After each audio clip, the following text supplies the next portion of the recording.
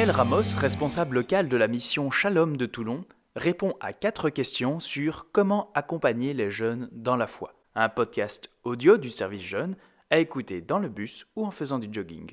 On va dire d'abord qu'on n'a pas de groupe, et donc comment fait-on pour toucher des jeunes qui ne sont pas demandeurs ou qui sont indifférents? Ça, c'est notre première question. La deuxième question, voilà, on a quelques jeunes qui viennent, et moi-même, comment je fais pour être témoin de cette joie, avec une petite particularité, moi je suis joyeux, mais les jeunes ont des souffrances, comment est-ce qu'on allie les deux? Après, comment va-t-on au-delà du groupe? Alors, au-delà dans l'espace, comment je vais vers les plus petits, comment je vais vers l'église, comment je vais vers les autres en dehors de mon groupe, et comment je vais au-delà du groupe dans le temps, c'est-à-dire qu'une fois que j'ai quitté le groupe, une fois que je n'ai plus l'âge, ou une fois que je suis rentré chez moi, comment je fais pour être fondé dans ma foi et que l'expérience de mon groupe puisse largement déborder et ne pas rester cloisonnée à ce lieu. Voilà, merci. Voilà, donc lorsque les jeunes n'est pas demandeurs ou indifférents, et que faut-il faire? Ça, c'est la question qui doit nous habiter toute notre vie. Parce que même si nous touchons à certains jeunes qui osent poser leurs questions et qui osent demander de l'aide, qui se proposent, il y aura toujours des jeunes qui, dans un premier moment, ne paraissent pas trop demander ou ressemblent à des êtres indifférents. C'est vrai que l'indifférence, je dirais, c'est pire que le rejet. Parce que quelque part, lorsque le jeune rejette au départ, ça veut dire qu'il s'est quand même posé la question, que ça le travaille. Donc il y a une démarche qui pour l'instant n'aboutit pas positivement, mais ça le travaille toujours. Et l'indifférence, ça ne me touche même pas. Je ne me pose même pas la question. Mais deux choses importantes à mon avis, c'est que tous les jeunes veulent être heureux, n'est-ce pas? C'est très difficile vraiment, il y a certains cas où il a peut-être perdu totalement l'espérance, mais tant qu'il respire, il cherche un sens à sa vie. Et le travail de l'évangélisateur, de l'homme de Dieu, c'est de trouver un terrain favorable dans la vie de tel ou tel jeune ou groupe de jeunes. Quel est ce lieu intérieur qui peut s'incarner dans un lieu extérieur aussi, où le jeune, il demande, où il n'est pas indifférent. Parce que le cœur de l'homme, il a été créé pour Dieu, et tant qu'il ne retrouve pas le Seigneur, il ne trouve pas de repos. Déjà disait Saint Augustin. Donc il ne trouve pas de repos, mais il a des préjugés vis-à-vis de la foi. Donc il croit savoir ce qu'est la foi, et c'est pour cela qu'il se montre indifférent. Donc toute la question, c'est de transformer cette inquiétude en une inspiration. Et comment je peux faire pour briser ces préjugés pour qu'ils ne soient plus indifférents? Donc chacun de nous ici a peut-être un témoignage à raconter.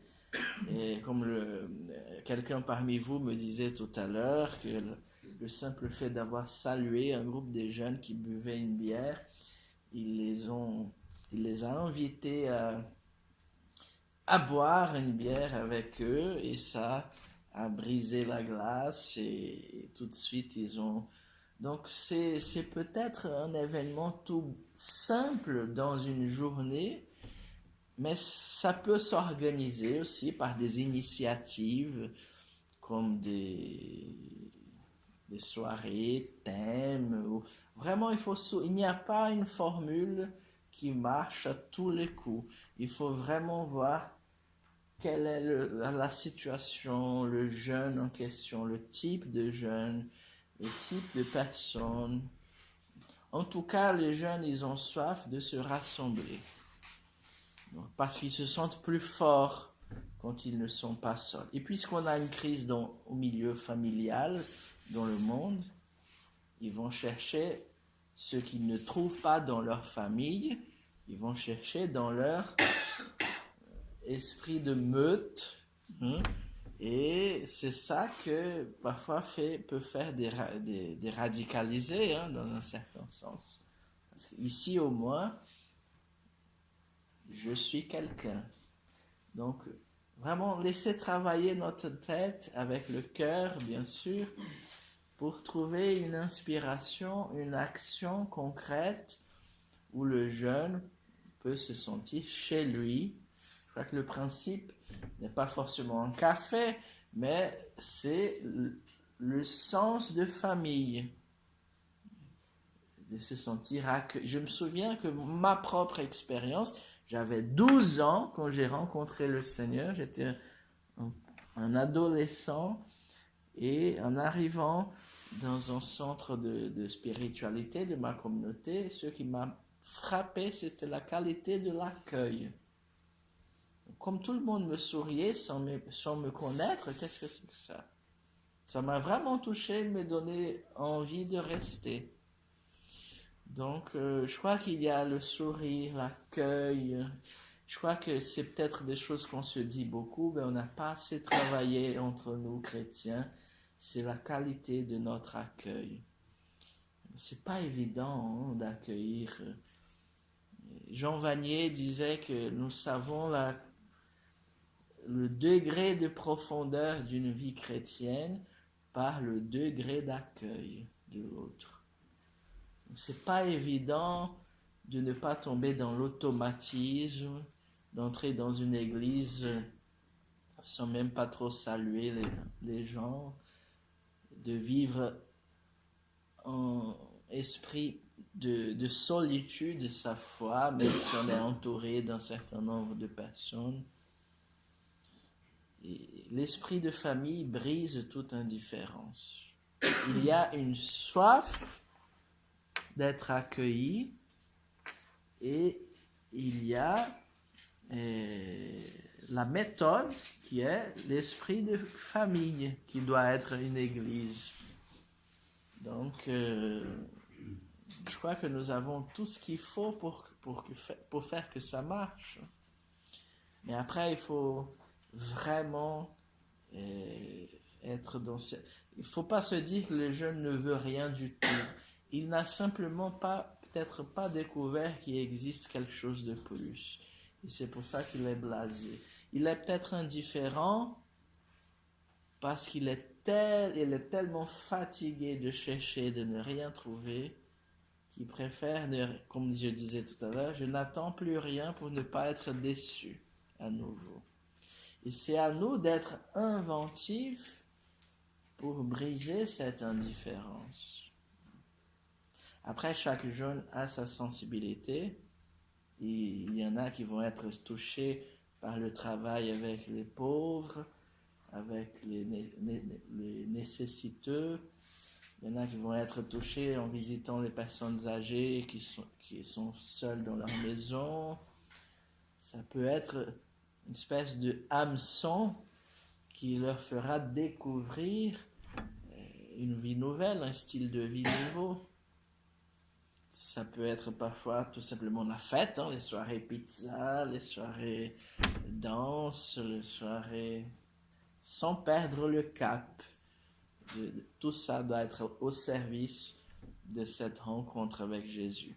Et il faut surtout avoir beaucoup de patience, parce que Benoît XVI disait, plein de sagesse, il disait que la patience de Dieu sauve le monde, et l'impatience des hommes détruit le monde.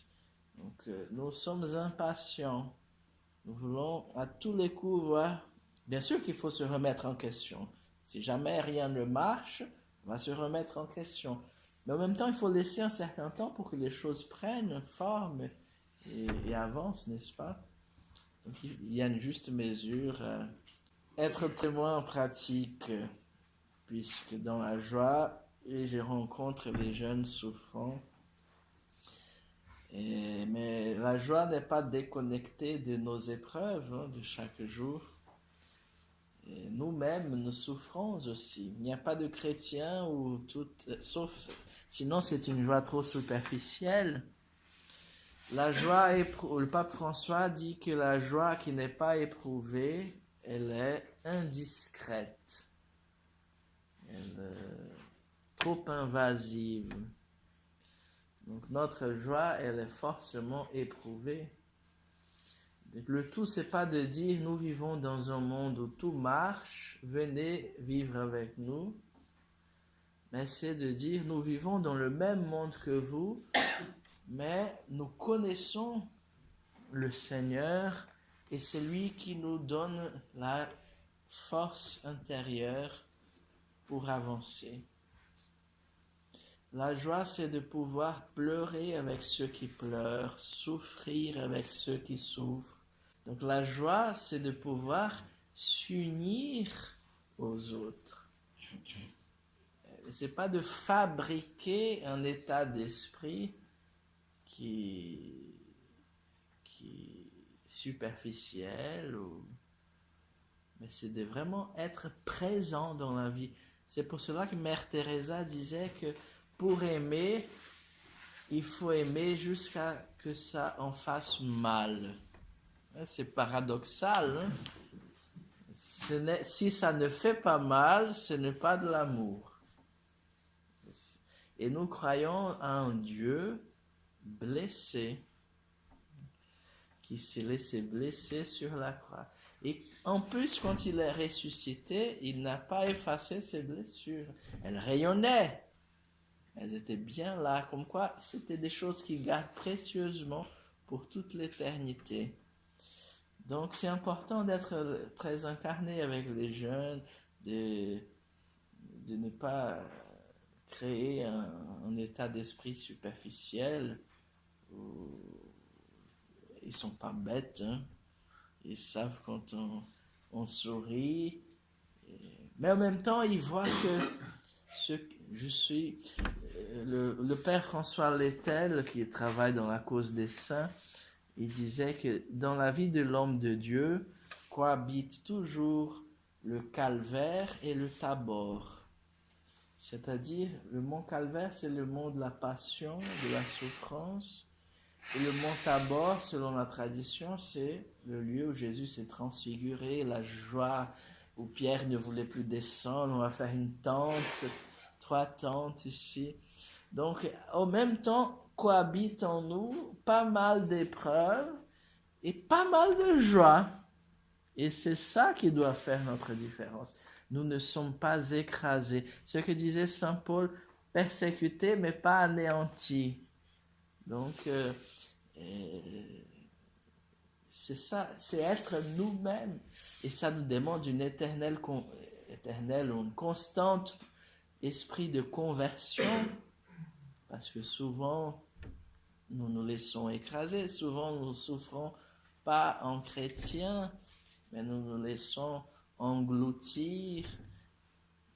Moi, ça me touche beaucoup dans la parabole du semeur, quand Jésus dit qu'une des semences qui sont étouffées, elles le sont par les soucis de la vie.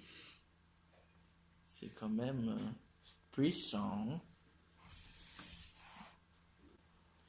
Ensuite, nous avons un groupe superbe. Justement, il faut, pour que ce ne soit pas une secte, il faut parce qu'on peut être tout à fait catholique et vivre en état sectaire, ça veut pas, c'est-à-dire ne me touchez pas, je suis dans un autre monde. Hein. Donc, il faut vraiment faire ce travail, tout simplement, d'être ouvert aux autres. Nous vivons aujourd'hui dans un monde qui croit que chacun doit construire des murs pour se protéger les uns des autres. Et quand je pense à ça, bien sûr qu'il faut avoir, je ne parle pas ici de la question de l'immigration, je parle d'une mentalité où tout le monde veut se protéger et l'autre est toujours une menace. Je regarde l'autre toujours comme une menace. Nous sommes en éternelle démarche de concurrence. Donc dans l'église, il faut faire attention parce que je commence à voir mon groupe et attention, il ne faut pas que l'autre groupe soit mieux que le mien, etc. Et ça, le problème, c'est finalement le cœur de l'homme. C'est pas l'autre, c'est mon cœur qui est divisé. C'est mon cœur. Ce que nous faisons dans le monde aujourd'hui, souvent, ressemble à je ferme toute ma maison à clé et je me crois tranquille quand avant de fermer à clé, j'ai pas remarqué que le bandit était déjà à l'intérieur. Donc je me suis enfermé avec lui à l'intérieur. Et donc il faut faire attention parce que nos divisions, elles nous habitent d'abord. C'est pour cela qu'elles débordent tellement. Il y a l'histoire d'un jeune qui va voir un ancien et il lui dit, mais mon frère, il m'énerve. Mon frère, il me gonfle. Et comment je dois agir vis-à-vis de celui qui m'énerve tellement? Et le moine, il répond, apportez-moi du coton et un verre d'eau. Il l'apporte, allumez une allumette, mettez dans l'eau. Donc il fait l'expérience, ensuite mettez sur du coton. Il fait pareil, et le moine lui demande quelle est la différence. Écoutez, dans de l'eau, ça s'éteint, dans du coton, ça s'enflamme. Alors, votre frère, c'est l'allumette embrasée. Si ton cœur est pacifié, il ne va pas t'embraser. Mais si tu es enflammable, alors tu vas t'embraser avec les caractéristiques de ton frère. Donc c'est important d'ouvrir, laisser toujours ouvert par des démarches concrètes, des activités. C'est important que chaque groupe ait son identité, mais de temps en temps, c'est important de faire les choses ensemble pour qu'on crée cette mentalité où l'autre est une richesse pour moi et non pas une menace. Il peut y avoir des menaces à l'extérieur, mais sachant qu'il y en a aussi à l'intérieur de nous-mêmes, et donc c'est pas diaboliser tout ce qui est différent de moi, et vraiment cette mentalité d'ouverture qui se travaille dans la vie quotidienne, dans les actions, dans les démarches. Le travail de l'Église, c'est toujours de découvrir chez les brebis, chez le peuple de Dieu, quelles sont les attentes que l'Esprit Saint génère dans le cœur des personnes. Donc, c'est le jeune qui se marie et qui a une vie chrétienne forte. Il ne peut pas être ensuite laissé à lui-même, livré à ses propres expériences. Est-ce que ensuite, après, l'Esprit Saint ne génère pas dans le peuple de Dieu qui se forme un besoin aussi de travail en couple, ou en travail dans les familles, et voilà, ça sonne. Donc, il faut vraiment voir les attentes du peuple, être toujours à l'écoute, parce qu'il y a de nouveaux désirs qui sont semés par l'Esprit Saint, et il faut toujours que nous soyons attentifs et prêts à répondre à ces désirs. Parce que finalement, c'est pas nous qui allons créer les structures pour que les gens soient établis dans telle ou telle action, mais ce sont les actions qui doivent être créées pour répondre à ce que l'Esprit Saint suscite dans les cœurs des gens. Sinon, ça va être trop artificiel. Mais sachons que les gens ont beaucoup d'attentes. Si on leur laisse la parole, ils vont dire pourquoi on ne fait pas ceci, on ne fait pas cela. Donc il y a beaucoup d'initiatives qui sont en germe et qui vont tout au long de la vie de la personne et qui aidera, parce que l'engagement est fondamental. Il y a des jeunes qui vivent à fond leur foi dans la jeunesse et après ils ne trouvent pas où s'engager après. Mais l'engagement est fondamental pour la persévérance. On ne peut pas faire une parenthèse dans notre vie comme ça. Donc il faut vraiment créer des espaces d'engagement pour tous les âges. Merci beaucoup.